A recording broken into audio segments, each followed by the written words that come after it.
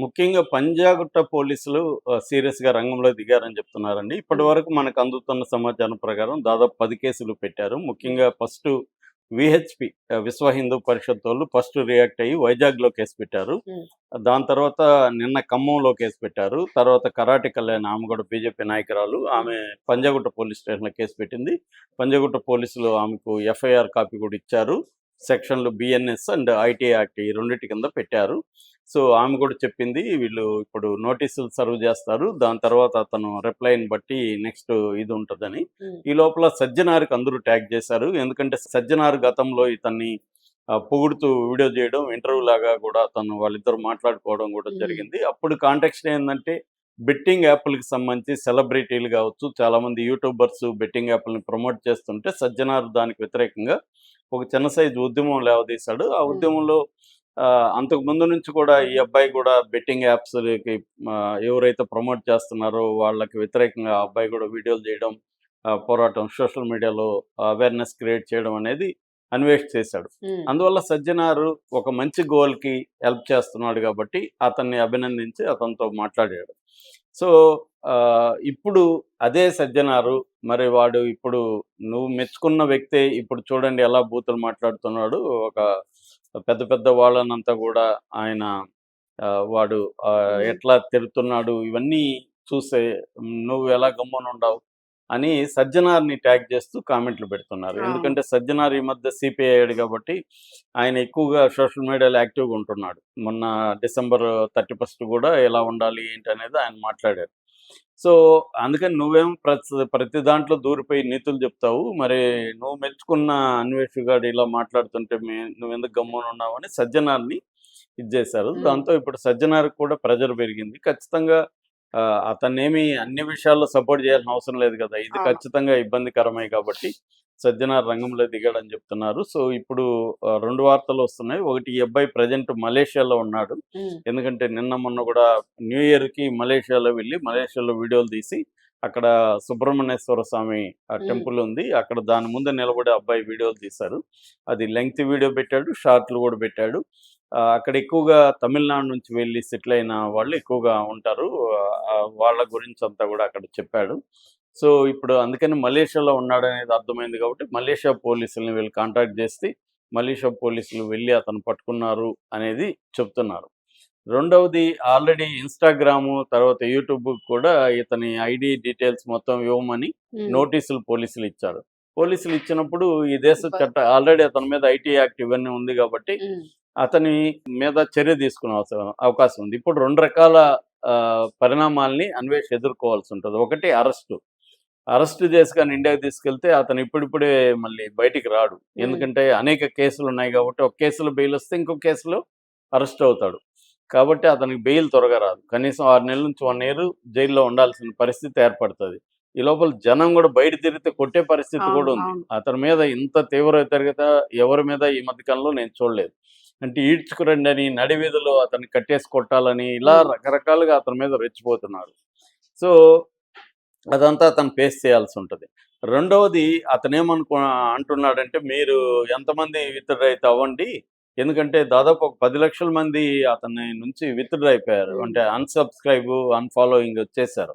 అన్నిట్లో కలిపి. అంటే నా అన్వేషణ, ప్రపంచ యాత్రికుడు, 2 యూట్యూబ్ ఛానెల్‌లు, అవి కాకుండా ఇన్‌స్టాలో నా అన్వేషణ కావచ్చు, ఫేస్‌బుక్ కావచ్చు, వీటన్నిటిలో చాలామంది వచ్చేసారు. కాకపోతే ఇప్పటికి కూడా లక్షల్లోనే ఉన్నారు. 20,00,000 పైన యూట్యూబ్ 2 ఛానెల్‌లోనూ హ్మ్. కలిపితే 40,00,000 వరకు ఉన్నారు. దీంట్లో కూడా 1.4 ఉన్నారు. అంటే 14,00,000 ఇన్‌స్టాలో ఉన్నారు. హ్మ్. అతనేమంటున్నాడంటే, మీరందరూ ఎళ్ళిపోయినా నాకేం ఇబ్బంది లేదు. నేను వేరే ఛానెల్ పెట్టుకుంటా, హిందీలో పెట్టుకుంటా, ఇంగ్లీష్‌లో పెట్టుకుంటా అంటున్నాడు. హ్మ్. కానీ ఇప్పుడు యూట్యూబ్ బ్యాన్ చేసిందంట అతన్ని.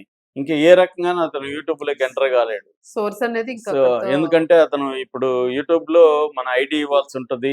ఆహ్, పాన్ ఇవ్వాల్సుంటది. అన్ని డీటెయిల్స్ ఇవ్వాలి. హ్మ్. బ్యాంకు మొత్తం బ్యాంక్ డీటెయిల్స్ ఇవ్వాలి. అన్ని. కాబట్టి అది కుదరదు. హ్మ్. అట్లాగే ఇన్‌స్టాకి నోటీసులిచ్చారు పోలీసులు. సో, ఇన్‌స్టాలో గూడా బ్యాన్ చేస్తారు. అట్లా బ్యాన్ చేసినప్పుడు సోషల్ మీడియాలో చేయలేరు. హ్మ్. కాకపోతే అప్పుడు ఇంకొక పద్ధతేందంటే అతను వేరే వాళ్ళ ఐడీతో ఆహ్, క్రియేట్ హ్మ్. చేసుకొని పెట్టుకోవచ్చు. ఉమ్, అప్పుడు మళ్ళీ రిపోర్ట్లు కొట్టి మళ్ళీ చేయాలి. ఇప్పుడు ఈ రిపోర్ట్లు కూడా నాకు తెలిసి కనీసం కొన్ని లక్షల మంది రిపోర్ట్లు ఉమ్, కొట్టారు అతనికి. రిపోర్ట్లు కొట్టడం వల్ల కూడా అతనికి ఆల్రెడీ యూట్యూబ్ ఛానళ్ళు, ఇన్‌స్టా నోటీసులు వెళ్ళిపోయి ఉంటాయి. వాటికి సమాధానం ఇవ్వాలి అతను. వాళ్ళు ప్రొసీజర్ ఫాలో అవుతారు కాబట్టి ఉమ్, కొంత టైం తీసుకుంటారు. కానీ వాళ్ళు పోలీసులు ఒకవేళ వాళ్ళకి నోటీసులు ఇచ్చి ఇతను బ్యాన్ చేయమని చెప్తే ఇమ్మీడియేట్‌గా బ్యాన్ చేస్తారు. లేదంటే ఇన్ని లక్షల మంది నీకెందుకు రిపోర్ట్ కొట్టారు అనేది ఇతన్ని ఎక్స్‌ప్లనేషన్ అడుగుతారు. ఉమ్, ఇతను ఎక్స్‌ప్లనేషన్ ఇవ్వాల్సి ఉంటది యూట్యూబ్ ఛానల్‌కి, ఇన్‌స్టాకి.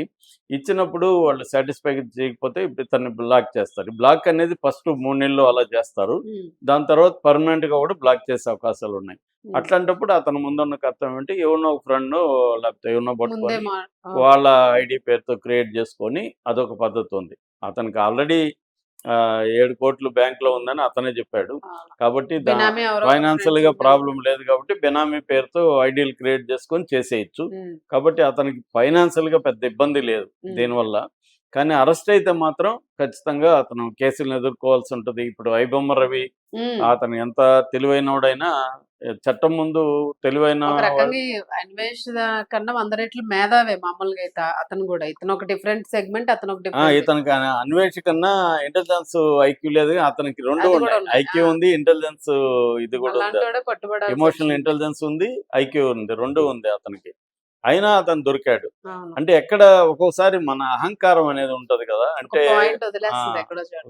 అది మన దీన్ని ఇది చేస్తుంది. ఉమ్, సో, అతను కూడా పోలీసులు రెచ్చగొట్టడమే అతను చేసిన తప్పు. ఉమ్. అంటే పోలీసులకి కరెక్ట్. వార్నింగ్‌లు ఇవ్వడం.